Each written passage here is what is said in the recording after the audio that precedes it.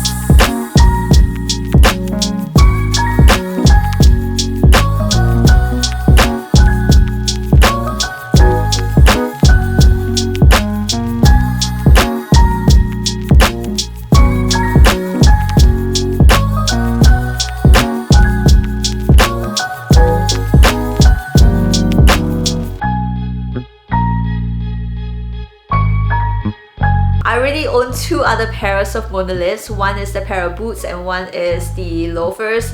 I love them so much. They are so easy to wear and they are so comfortable, but they give you the additional height as well, so I could not pass this up. Let me know which are your favorite pair of Prada Monoliths, like whether it's the boots or the loafers or a pair of lace-up like this one. And I will see you in the next video. Thank you for sticking around. Bye!